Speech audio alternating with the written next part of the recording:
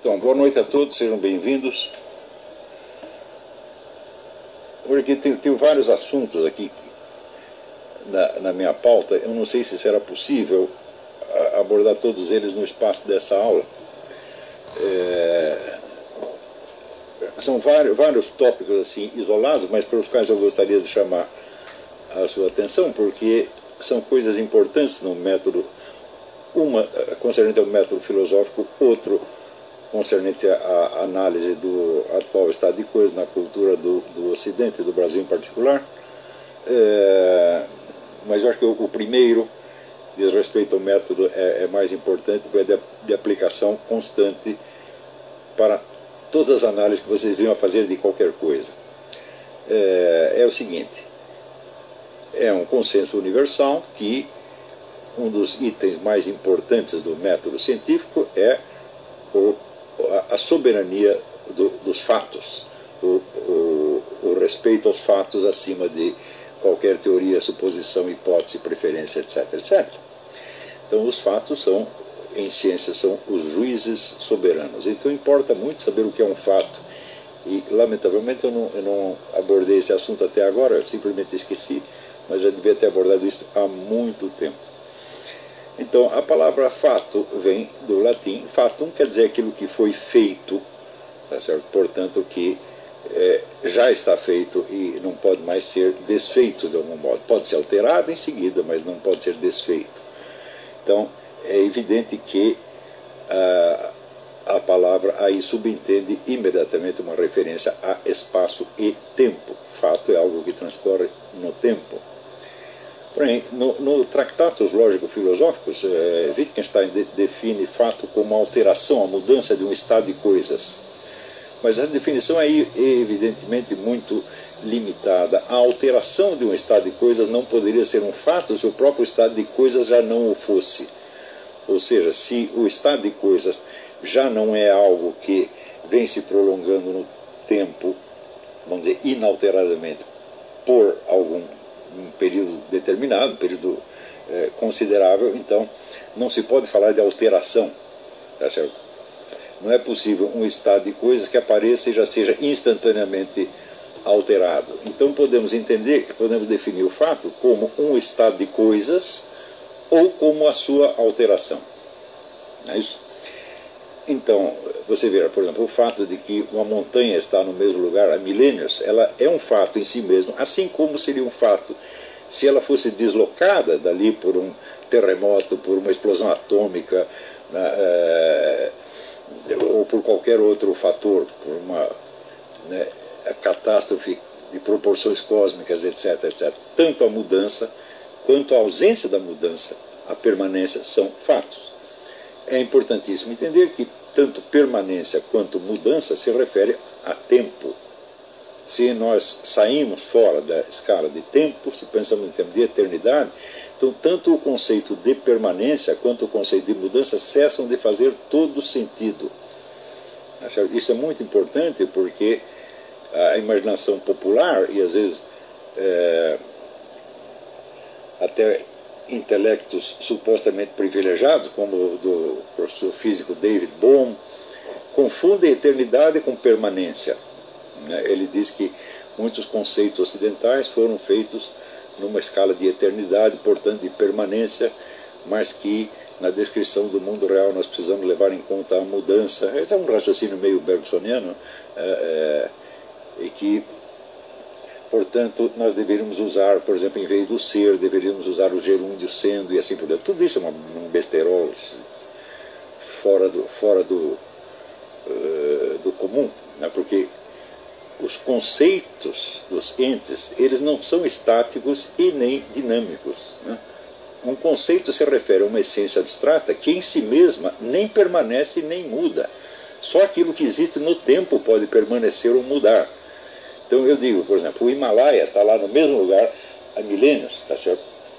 Por quê? Porque ele existe no tempo. Agora, o conceito do Himalaia, o conceito de montanha, ele nem permanece nem muda, quer dizer, não há referência a tempo. Permanência e mudança são ambos conceitos temporais. Então você dizer que um conceito abstrato se refere à permanência, isso é uma bobagem fora do comum, tá certo? Quer dizer, o conceito de um ente é extratemporal e não permanente. Não é isso? Inclusive, que você procura, eu não lembro como é alguém me contou isso aí, o meu amigo João Brito, que nasceu na Índia, ele disse, olha, na língua sânscrita a palavra vaca quer dizer animal que se move lentamente. Não é isso? Então, como seria este mover-se lentamente, tá certo? Sem movimento? Se fosse um conceito estático, como que, né, a vaca poderia mover-se lentamente? Tá certo? E assim por diante. Né? Quer dizer, há uma série de conceitos que já têm implícito a noção de movimento. Por exemplo, você pegar o que é a palavra velocidade, por exemplo, sem referência à mudança no tempo. Então, eternidade é uma coisa, permanência é outra, tá certo? Então, tanto aquilo que é permanente quanto aquilo que é mutável pode ser fato, tá certo? Desde que observado no espaço e no tempo. A referência a espaço e tempo é absolutamente indispensável quando falamos de fato, tá certo? Então, não vamos discutir o que é a questão da eternidade agora. Quer dizer, mas guardem esta cabeça, a eternidade não é permanência, a eternidade é uma espécie de supratempo, né? Na definição de Boécio, é a posse plena e permanente de todos os seus momentos transcorridos, momentos por transcorrer e momentos meramente possíveis. Portanto, a eternidade não é propriamente um não-tempo, é um supratempo, algo que abrange o tempo na sua totalidade. Mas não é o foco da nossa atenção agora. Então, o que eu acabo de dizer, fato é ou um estado de coisas ou a sua alteração, isso é o que um fato é objetivamente. Tá certo? Porém, no uso corrente, às vezes se usa o fato definido não pela sua estrutura objetiva, que é a de um estado de coisas ou da mudança de um estado de coisas no espaço-tempo, mas é definido pelo modo de conhecê-lo, é definido subjetivamente. Assim, por exemplo, nós encontramos no dicionário de filosofia do Nicola Bagnano, que é um homem de altíssima competência, não podemos negar, ele diz o seguinte: o fato é uma possibilidade objetiva de verificação, constatação ou averiguação, portanto, de descrição ou previsão. Nesse sentido, o fato se distingue daquilo que é mera hipótese, conjetura, pensamento, impressão, etc, etc, etc. Então, o fato, segundo ele, é o que pode ser verificado. Ora, essa definição que ele dá de fato não se refere ao que um fato é, mas ao modo de conhecê-lo. Ou seja, o fato é aceito como fato aquilo que é conhecido de uma certa maneira, tá certo? Independentemente do que ele seja em si mesmo, né? Então, vamos dizer, isso não é propriamente uma definição, tá certo? Mas isso é um critério de reconhecimento. Ou seja, admite-se como fato na linguagem corrente, seja na linguagem, digamos, jornalística, na linguagem científica, etc, etc, aquilo que pode ser verificado, que pode ser confirmado, tá certo? Portanto, se distinguindo daquilo que é meramente pensado, fantasiado, imaginado, sentido, etc, etc, etc. Tá certo? Então, mas ainda ele esclarece que ele está dando essa definição no sentido de que a sua verificação e descrição pode ser feita por todos. Ou seja, fato passa a ser definido como aquilo que pode ser verificado por todos nas condições adequadas, evidentemente. Tá certo? Então, não por toda a humanidade simultaneamente, mas por aquele conjunto de pessoas que estão, vamos dizer, expostas ao fato. Peraí, parênteses, está vendo algum problema aí? Hã? Então, eu estou dizendo, isso não é uma definição, mas é um critério de reconhecimento. Então, reconhece-se que algo é um fato quando pode ser verificado, diz Bagnano, por todos, nas condições adequadas, tá certo?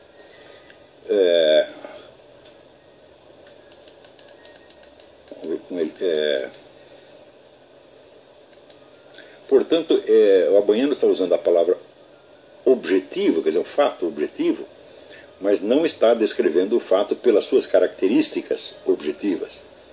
Então, o que ele denomina como objetivo é mais propriamente designado, tecnicamente, como intersubjetivo.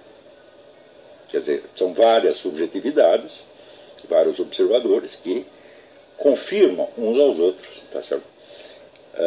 As suas observações, que coincidem, portanto,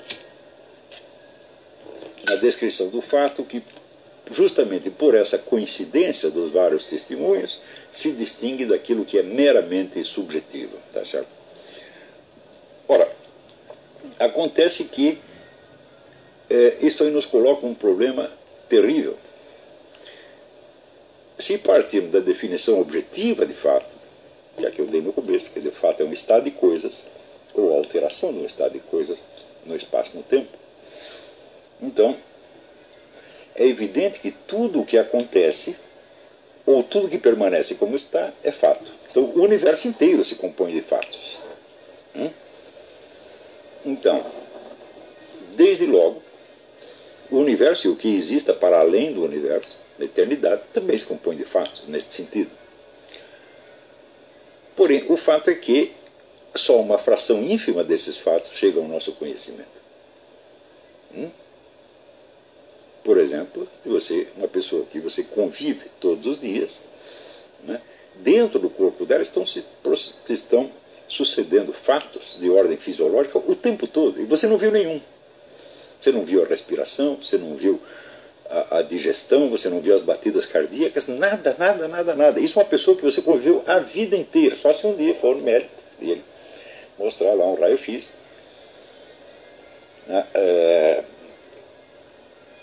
Então você pode talvez observar uma parte, um fragmento, uma fatia pequena daqueles processos fisiológicos. Você pode negar que esses processos fisiológicos estavam se desenrolando, estavam acontecendo dentro dessa pessoa o tempo todo? Não, porque se eles parassem, a pessoa morreria. Veja, isto eu estou falando de alguém que está ao seu alcance.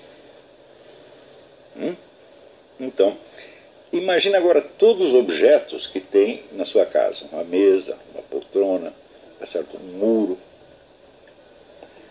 Esses objetos se constituem somente da sua superfície visível? Evidentemente não. Eles têm uma profundidade, uma espessura, e dentro da espessura tem um conteúdo. Você viu todo o conteúdo de todas as coisas, quer dizer, você destruiu todas as poltronas para ver se a madeira ocupava todo o espaço aparente dela, ou se ela estava oca? Não, você nunca fez isso. Mais ainda, você, como todos nós, você tem alguns livros em casa, tá certo? E tem alguns livros que você não leu. Você tem alguma certeza que alguma coisa está escrita neles? Nem isto você tem certeza. Quer dizer, você verificou página por página.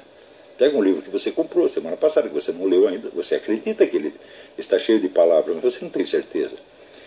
Então, isto só para dar uma ideia para você de como é diminuto, como é ínfimo, tá certo? O universo de fatos que chega ao nosso conhecimento em comparação com, vamos dizer, a totalidade dos fatos que compõem o universo. O universo inteiro são fatos, tá certo? Desde, vamos dizer, da escala subatômica até a escala de muitas galáxias, tudo isso são fatos. Quanto disso nós presenciamos? Quase nada. Mesmo se tomarmos a humanidade como um todo, a espécie humana inteira, de quantos fatos daquilo que compõe a totalidade do universo a humanidade observou? Uma fração mínima. Mesmo porque as pessoas só podem observar as coisas enquanto elas estão vivas. Você conhece alguém que observou algo que se passou antes dela nascer? Ou depois dela morrer? Não. Então, mesmo tomando a coisa na escala da humanidade inteira, a fração de fatos que chega ao nosso conhecimento é mínima. E, no entanto, nós sabemos que o universo inteiro está preenchido por estados de coisas e alterações de estados de coisas. Ora, se definimos, no entanto, o fato no sentido intersubjetivo, que é o sentido usado nas ciências, Tá certo? Nós restringimos ainda esse universo de fatos de uma maneira brutal. Estou dizendo assim, quantos fatos puderam ser observados por um conjunto de pessoas nas condições adequadas, de modo a que fossem confirmados. Você vê que é uma fração infinitesimal, é um quase nada. E, no entanto, toda a nossa concepção científica, entre aspas, do universo se compõe de conclusões que foram tiradas destes fatos. Mas ainda há um problema mais grave. Para que um fato seja confirmado por várias pessoas, é necessário que as descrições que essas pessoas oferecem do fato coincidam em alguns pontos. Portanto, nenhuma dessas descrições pode abranger o fato inteiro, porque só interessa a parte da descrição feita pelo cidadão, que vai coincidir com a parte feita por outro cidadão, e por outro cidadão, e por outro cidadão, de maneira que há uma progressiva redução do fato. E o fato submetido a este tipo de observação, ele se reduz a quê? Ele se reduz ao seu conceito genérico. Ou seja, qualquer fato científico não é um fato. Ele é um esquema de coincidências entre várias observações que pegam apenas determinados aspectos desse fato, tá certo? E agrupam esses vários aspectos num conceito genérico. Então, isso é a mesma coisa que dizer que observações científicas jamais versam sobre fatos, mas apenas sobre conceitos. Conceitos genéricos. Ora, um conceito genérico é apenas um pensamento. Então, você imagina, por exemplo, nós estamos acostumados à ideia de que a verificação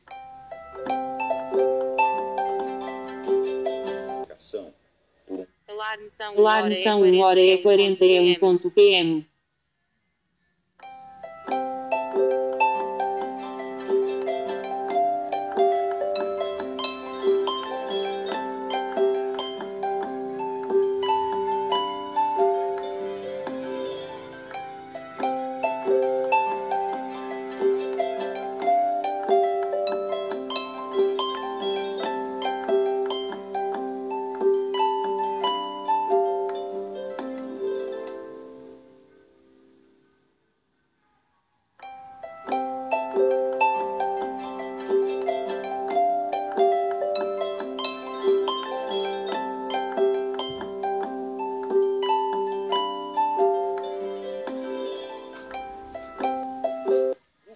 observadores, ela tem o dom de corrigir a distorção subjetiva.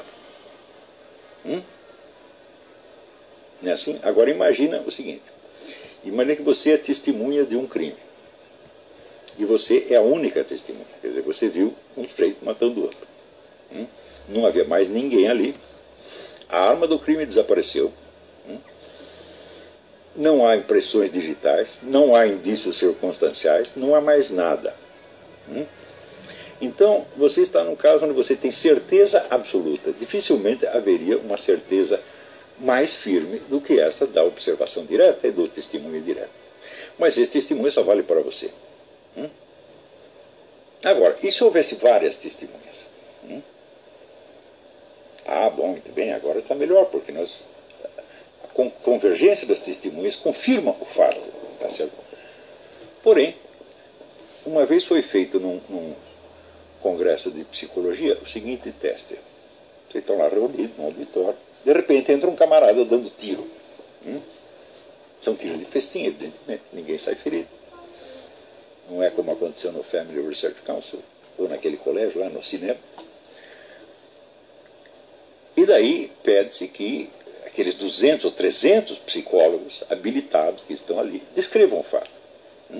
Então, as descrições não coincidem. Cada um viu um pouquinho diferente.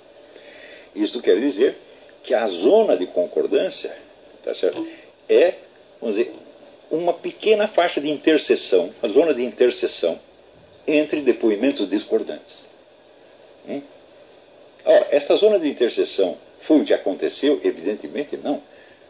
Ela é apenas um esquema abstrato e genérico do que aconteceu. Era um conceito do que aconteceu e não o fato concreto.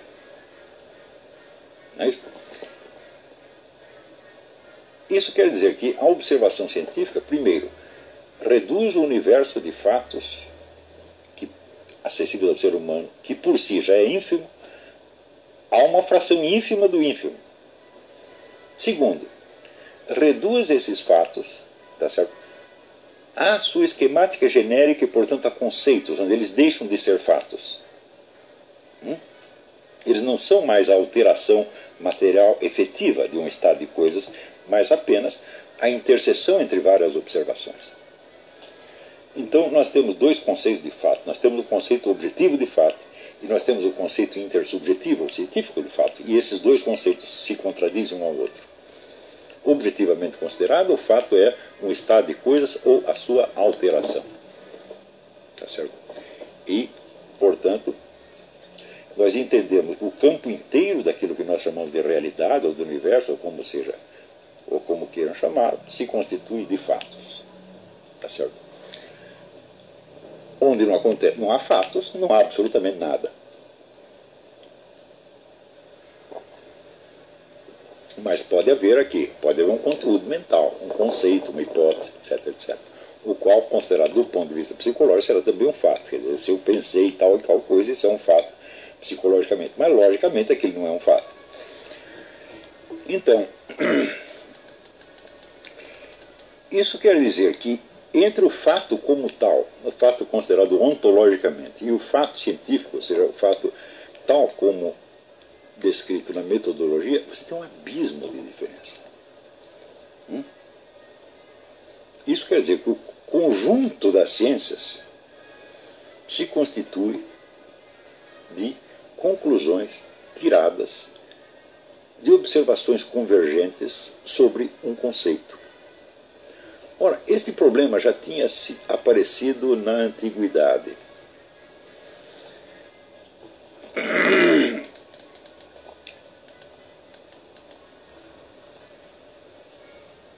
O primeiro abismo entre o fato e o seu conhecimento apareceu com Parmênides, quando ele disse que o ser é e o não ser não é. Tá certo? Ora, ele disse que todo o fluxo de acontecimentos que se desenrola diante de nós, constituído, portanto, de aspectos permanentes e aspectos mutáveis, os permanentes também são mutáveis, porque a coisa permanecer no tempo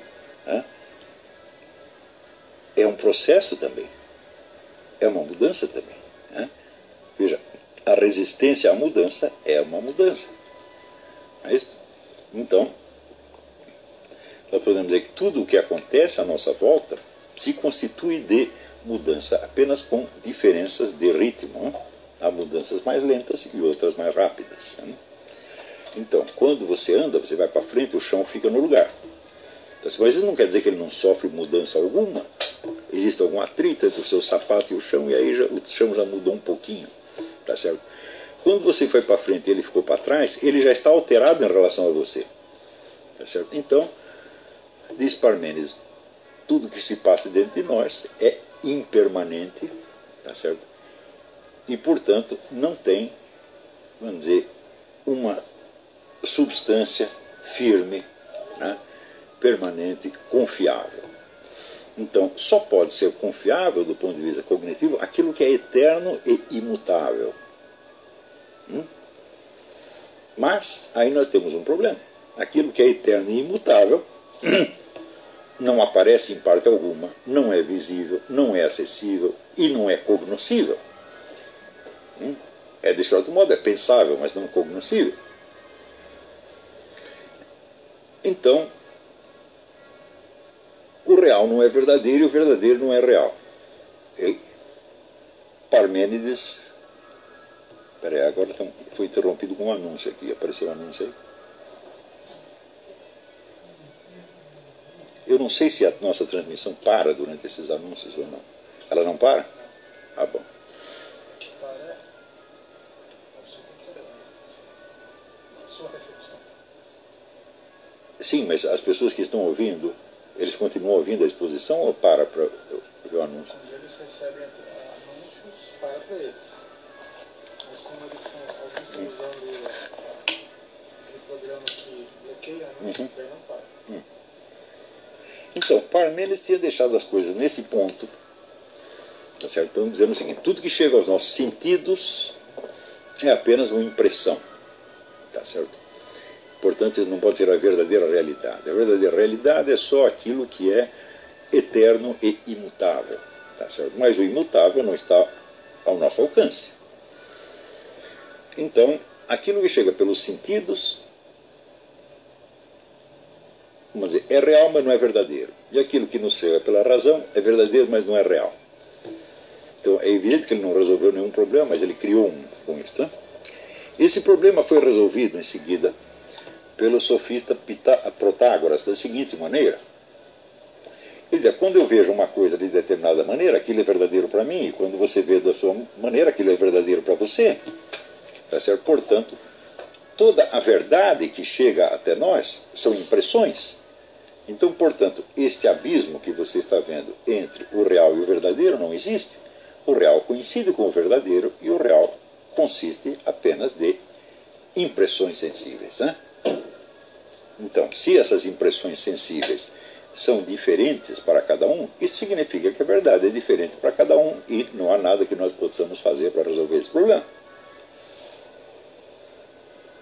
E Protágoras tinha deixado a coisa no seguinte pé, e nós podemos entender que com isso ele também não resolveu nenhum problema, mas criou um outro.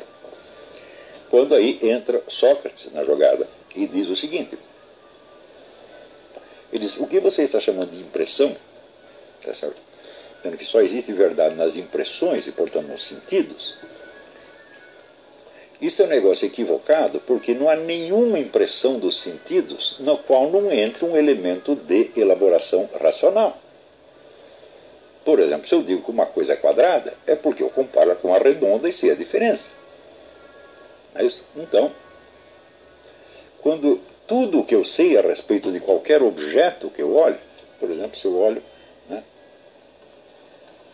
digamos, este guardanapo, eu vejo que ele é branco e que ele é quadrado, vejo uma série de outras coisas, por qualidade de táctil do negócio, mas vamos ficar só com essas duas qualidades, é branco e é quadrado.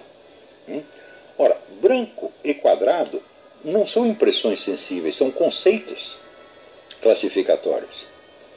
Isso quer dizer que este pedaço de papel, ele pertence a várias classes. Ele pertence à classe dos objetos brancos e dos objetos quadrados e uma série de outras classes. Por exemplo, vamos dizer, utensílios de cozinha, né? E assim por diante. Então, tudo o que eu sei do objeto que eu vejo se reduz aos conceitos ou classes nas quais eu classifico. Então,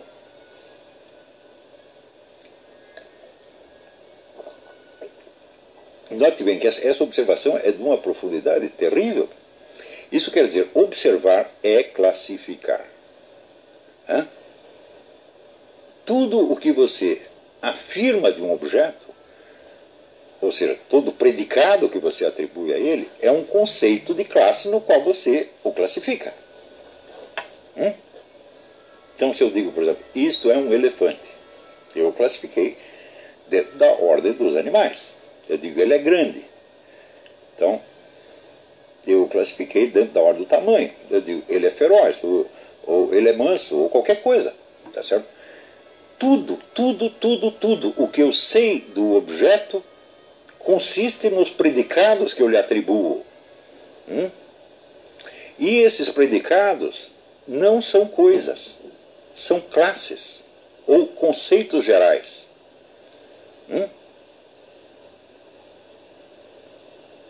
E se eu pergunto, o que seria o objeto em si mesmo considerado fora desses predicados? Eu não sei nada a respeito dele.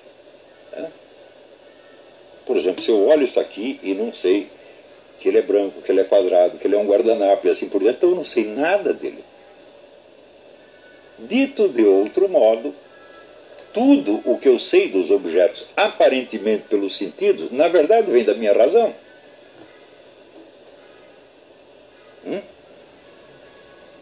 E existe algum substrato por baixo de todas essas classes?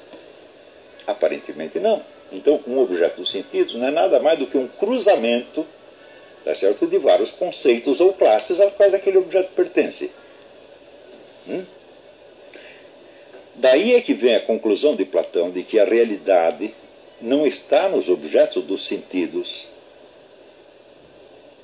mas nos conceitos gerais, que ele chamava formas ou ideias.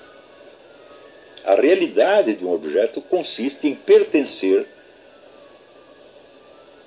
a muitas classes, tá certo? Simultaneamente, de modo que, olhando o objeto, eu possa identificar essas várias classes. Se eu não puder atribuir ao objeto nenhum predicado, ou seja, catalogá-lo em nenhuma classe, então eu nada sei a respeito dele. E quando eu não souber nada, eu mostro um objeto absolutamente estrambótico, incognoscível, tá certo? Para você, e digo, o que é isto? Você vai dizer, isto é algo, alguma coisa. E você acaba de classificá-lo neste mesmo momento. Se você o classificou como um objeto ou como um ser. Então, isso quer dizer, a percepção não é nada mais, tá certo, do que o exercício da razão que cataloga o objeto nas várias classes a que ele pertence. Tá certo? Então, para vocês verem como,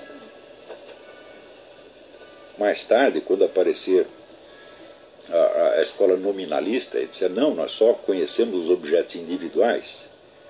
Isso é uma tese que não deveria ter sido levada em conta por um único minuto. Porque perceber um objeto individual já é classificá-lo. Então, se as classes não existem objetivamente, os objetos também não existem. Então, a escola nominalista ela já mostra, vamos dizer, um estado de perda da lucidez filosófica. O que marca esse estado de perda? O que marca é que a mente raciocinante ela perde a conexão com a experiência imediata.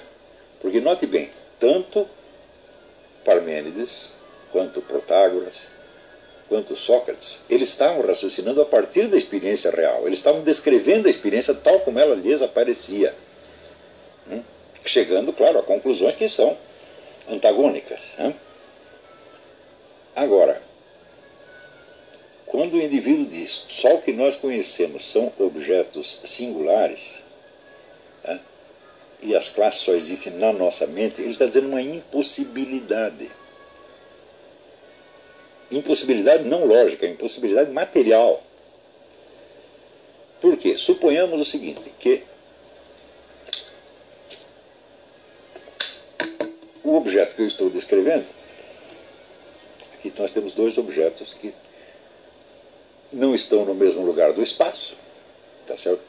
Mas que têm certas formas em comum. Ambos são brancos e ambos são quadrados. Se eu disser o seguinte, eu só capto essas qualidades por comparação, e é a minha mente que faz isso, eu tenho que perguntar, mas da onde eu tirei os elementos da comparação?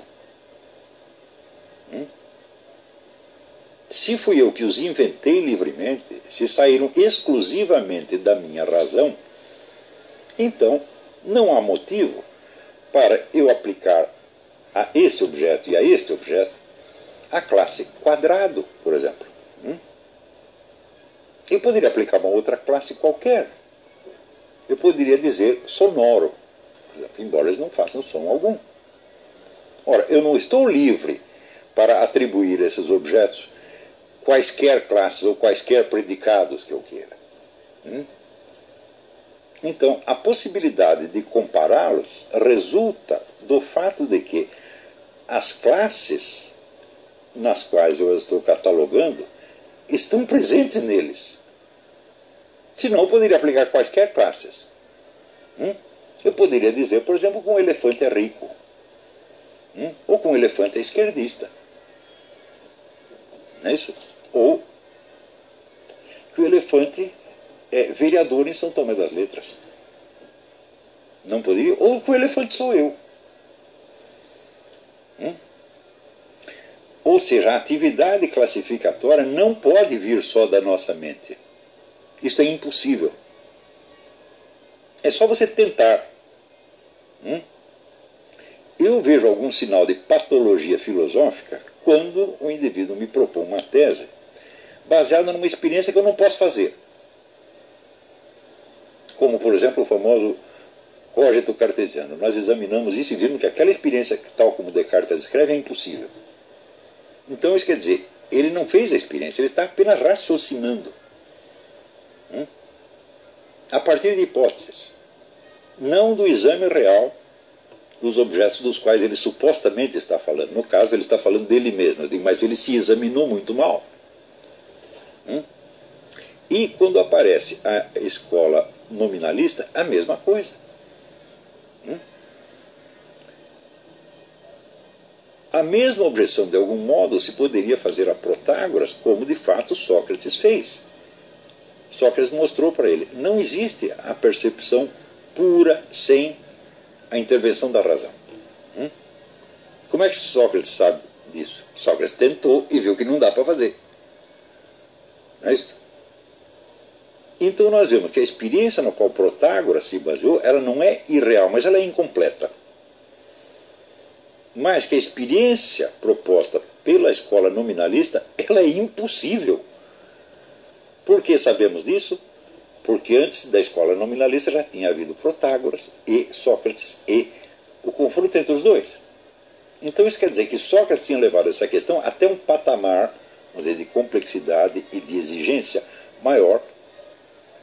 E justamente para os filósofos subsequentes não é lícito cair abaixo desse patamar. Ou seja, a escola nominalista simplesmente não levou em conta a objeção de Sócrates a Protágoras. Mas essa objeção já estava documentada. Já tinha acontecido, quer dizer, a escola nominalista surgiu aqui 1200, quer dizer, foi 1600 anos antes. Sócrates já havia elevado essa questão, quer dizer, a um patamar de rigor, de exatidão, de seriedade analítica. E a escola nominalista cai abaixo disso. Na hora que ela diz, só existem objetos individuais, na hora que diz individual, individual é uma classe, meu filho. Não é isso? Na hora que você diz objeto individual, você acabou de catalogá-lo. Então isso, você não pode perceber um objeto individual sem ao mesmo tempo, inseparavelmente, perceber a classe dele. Algo da classe tem que ser dado imediatamente. Claro que outras características de classe, outros predicados, podem ser obtidos depois por observação, mas algum tem de estar presente imediatamente. No mínimo a classe algo, alguma coisa. Ou seja,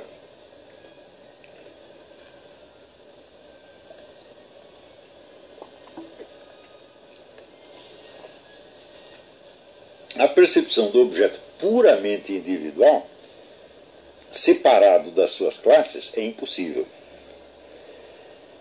Mas agora vejamos o contrário. É possível que somente as classes existam e não exista nenhum substrato individual por trás delas? Ou seja, eu vejo esse objeto, e digo, é um objeto quadrado e branco e outros predicados. E digo, bom, pode existir só esses predicados, de modo que este objeto não consista em nada mais que uma confluência de predicados ou uma confluência de conceitos sem nenhum substrato por trás? Não, isto também não é possível. Porque senão não haveria diferença entre os meros conceitos das classes e a sua presença neste lugar do espaço. Então, Platão percebeu que existia esse problema, mas ele admitiu que existia um substrato por trás, mas ele chamava de matéria-prima. Eu digo, bom, mas isso é muito pouco. Isso quer dizer que Platão não levou essa questão, o exame desta questão, até onde deveria. Mas para o status questiones, tal como ele pegou de Protágoras, até que levou bem longe. Tá certo?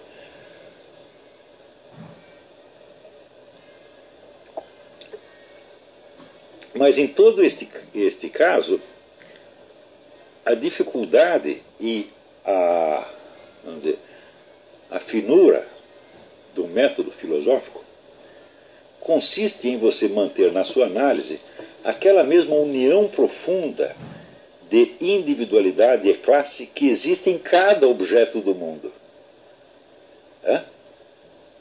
Aqui você vê que existe uma individualidade, tanto que este guardanapo não é este. Então, é por isso que Leibniz dizia que você você não pode, para você compor um objeto, você não pode ter só as qualidades mensuráveis dele, porque além de medir alguma coisa sobre todos os aspectos, por exemplo, ter um certo tamanho, ter uma certa cor, etc., todas as qualidades mensuráveis, ele precisa ser alguma coisa, ele precisa estar aí. Então precisa ter um negócio chamado existência. Então, e a existência, ela tem esta característica de que ela só se apresenta a você sob a forma de entidades individuais. Assim como nunca ninguém viu um objeto sem nenhum predicado, ou seja, um objeto considerado fora de todas as suas classes, ninguém jamais viu uma classe sem o objeto. Então isso quer dizer que a operação das sensações e a operação da razão, elas só se distinguem, por assim dizer, formalmente, mas não materialmente. Você sabe o que é ter uma impressão sensível e você sabe o que é você pensar.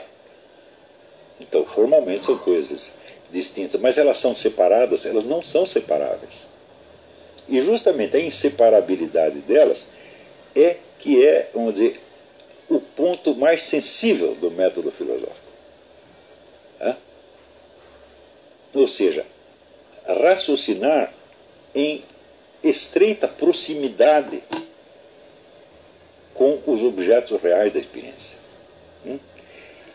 Quando falamos objetos reais da experiência, nós acabamos de ver que eles se compõem de uma tensão ou contradição entre a sua individualidade e a sua generalidade, ou seja, entre a sua presença individual física e a sua pertinência a uma série de classes. Não é possível separar completamente uma coisa da outra e não é possível sequer distinguir uma coisa da outra. Então, isso quer dizer que todo conhecimento tem um coeficiente de imprecisão e de contradição já no próprio modo de presença do objeto. E é por isso mesmo que, na análise que nós começamos a fazer, existe uma contradição, uma tensão, não uma contradição lógica, mas uma tensão prática entre o fato, a noção de fato considerado ontologicamente e o fato considerado no sentido do método científico. Isso não tem solução e não é para ter, porque isso faz parte da estrutura da realidade. Conseguiram acompanhar até aqui? Então, talvez eu faça duas pausas hoje. Vou fazer uma pausa agora. Vocês podem mandar as perguntas, mas antes de respondê-las eu vou abordar um segundo assunto na segunda.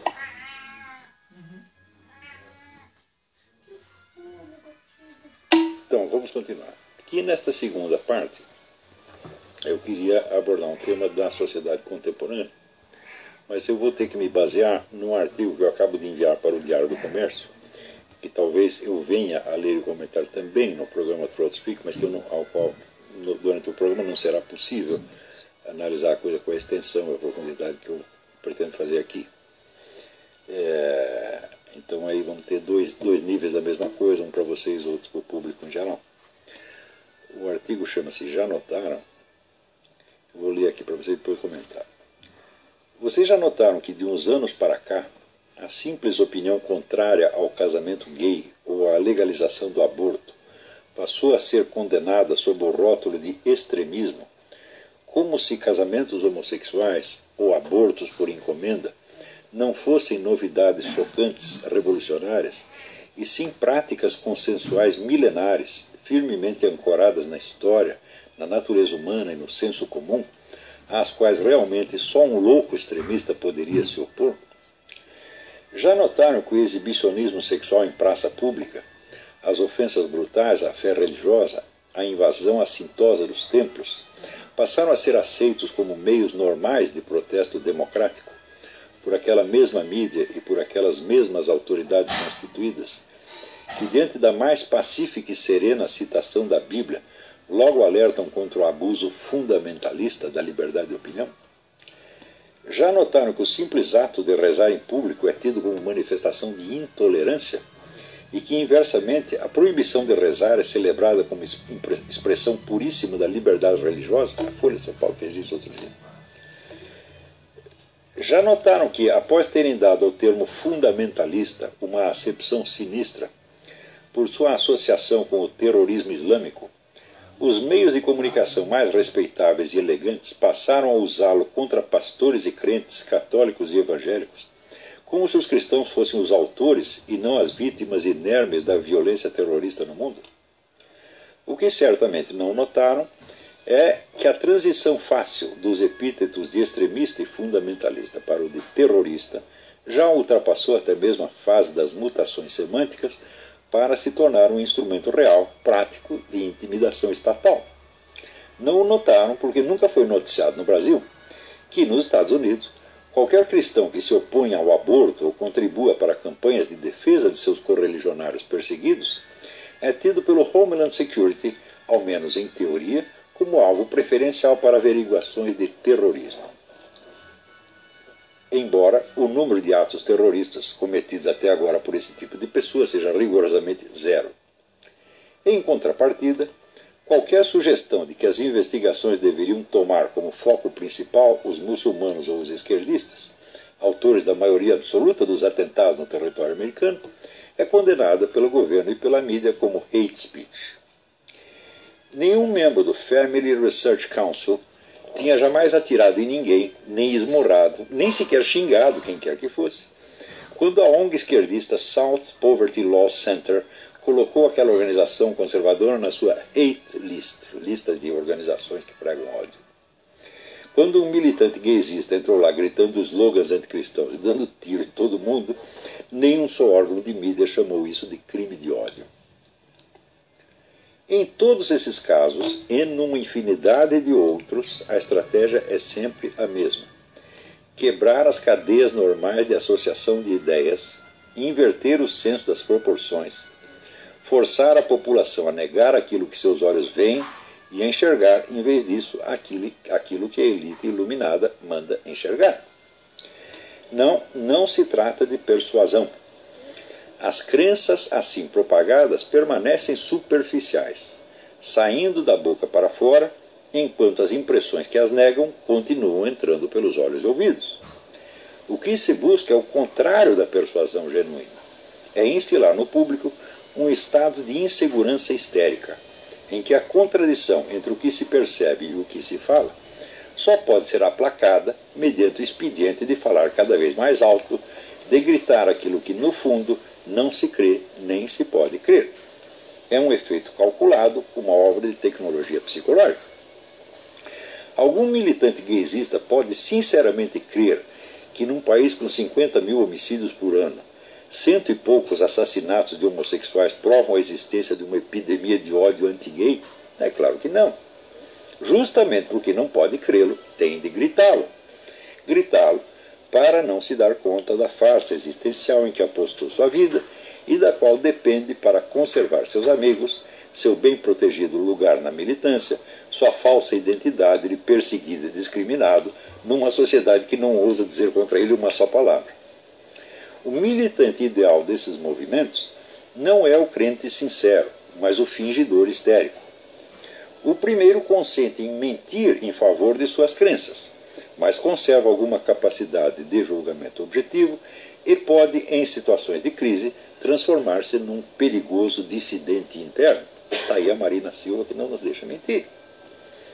O histérico, em vez disso, não tem limites na sua compulsão de tudo falsificar. O militante sincero usa da mentira como um instrumento tático. Para o histérico, ela é uma necessidade incontornável, uma tábua de salvação psicológica. A inversão, mecanismo básico do modus pensandi revolucionário, é, acima de tudo, um sintoma histérico. É por isso que há décadas os movimentos revolucionários já desistiram da persuasão racional, perderam todo escrúpulo de honorabilidade intelectual e já não se vexam de agitar aos quatro ventos bandeiras ostensivamente, propositadamente absurdas e autocontraditórias. Eles não precisam de verdadeiros crentes cuja integridade causa problemas. Precisam de massas de histéricos, cheios daquela passionate intensity de que falava William Butler Yeats, prontos a encenar sofrimentos que não têm, a lutar fanaticamente por aquilo em que não creem, precisamente porque não creem e porque só a teatralização histérica mantém vivos os seus laços de solidariedade militante com milhares de outros histéricos. Muito bem, essa análise, evidentemente, eu pretendo prossegui-la em outros artigos, mas em artigo jornal nós temos uma seríssima limitação de espaço.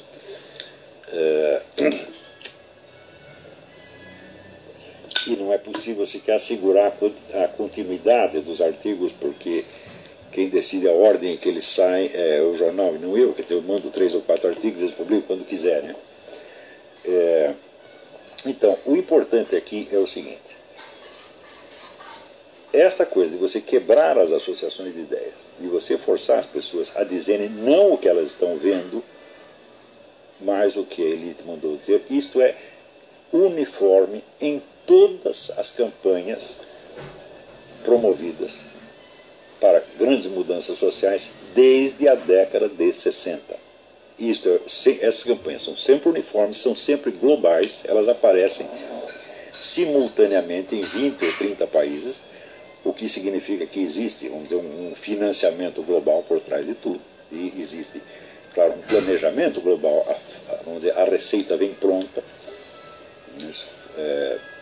ou feita pela ONU ou por alguma outra entidade globalista qualquer, distribuída para milhares de onguinhas e de meios de comunicação, para pseudo-intelectuais no mundo inteiro, e o pessoal obedece imediatamente. Então, isto quer dizer o seguinte: o conteúdo específico dessas campanhas não tem a mais mínima importância. Né? Tanto faz se é casamento gay, se é abortismo, se é antitabagismo, se é cotas raciais, não importa o que seja. Por quê?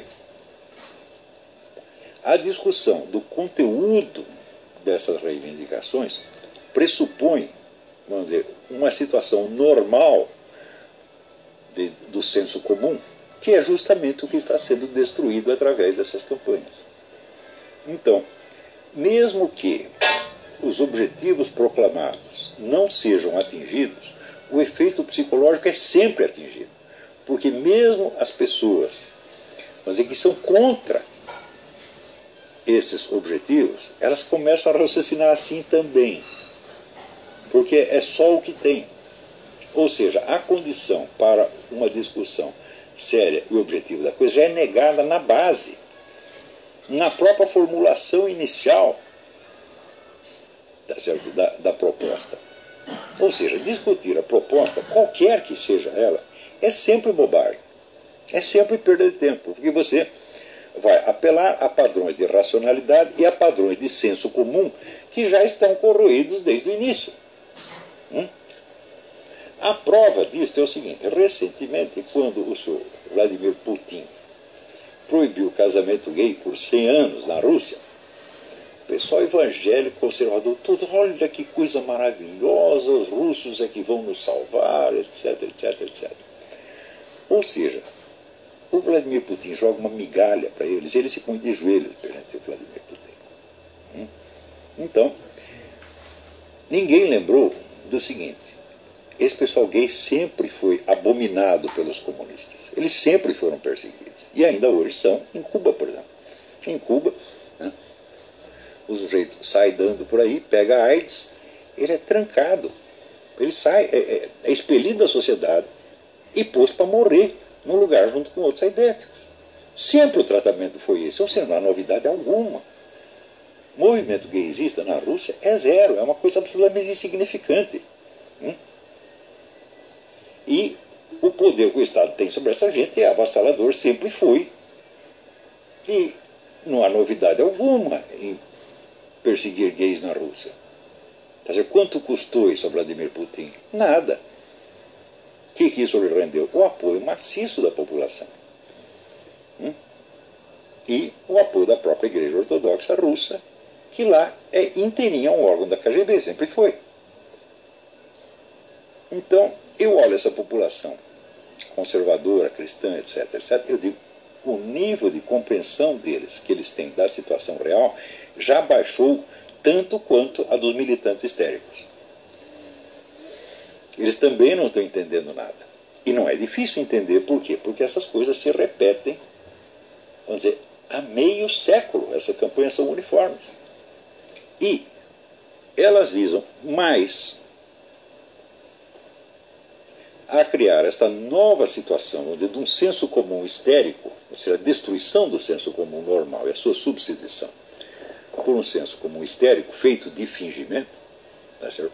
Este objetivo predomina sobre qualquer objetivo específico de qualquer campanha. Por quê? Porque isto é o que dá o poder para o grupo que comanda o processo. De maneira que se eles fizerem durante 50 anos campanha pelo casamento gay, não conseguirem legalizar o casamento gay, não tem importância. E se legalizar o casamento gay? Eu digo, olha, na Holanda existe casamento gay legal há 30 anos.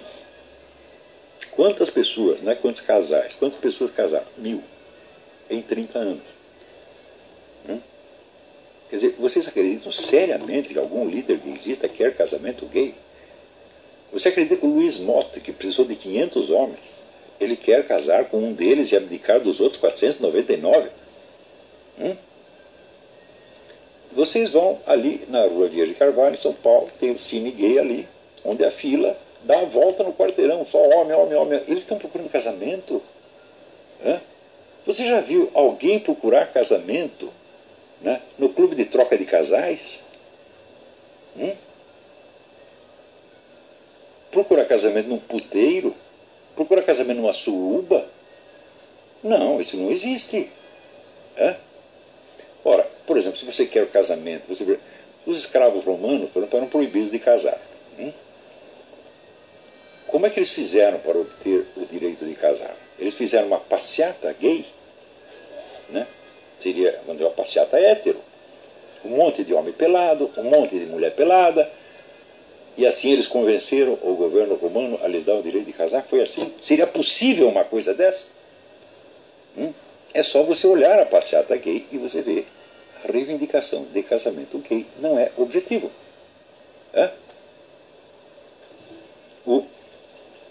Existe coisa muito mais importante. Por exemplo, você tornar proibitiva a distinção entre uma mulher e um homem vestido de mulher é muito mais importante do que isto. Isso realmente muda o senso comum. Isso quebra as cadeias de associações. Ainda que ao custo, vamos dizer, de uma contradição autoparalisante, porque do programa desse movimento gaysista é um item, vamos dizer, uma bandeira importante, destruir os estereótipos do masculino e do feminino. Digo, meu filho, mas se destrói os estereótipos, destrói, por exemplo, o estereótipo do feminino, quem que os transexuais vão copiar? Vão copiar o Luiz Motta? Será que esse era o ideal da Roberta Close, ficar igualzinho o Luiz Motta? Ou seja, esse movimento ele se baseia no estereótipo e, ao mesmo tempo, luta para destruí-lo. O que é isto? É propaganda do gaysismo? Propaganda do homossexualismo? Não, meu filho, isso é destruição do senso comum. Tá entendendo? Isso quer dizer que se todas as reivindicações gaysistas, ou feministas, ou racialistas, se todas saírem frustradas, o objetivo já está alcançado, meu Deus do céu. É? Ora, você vê com grande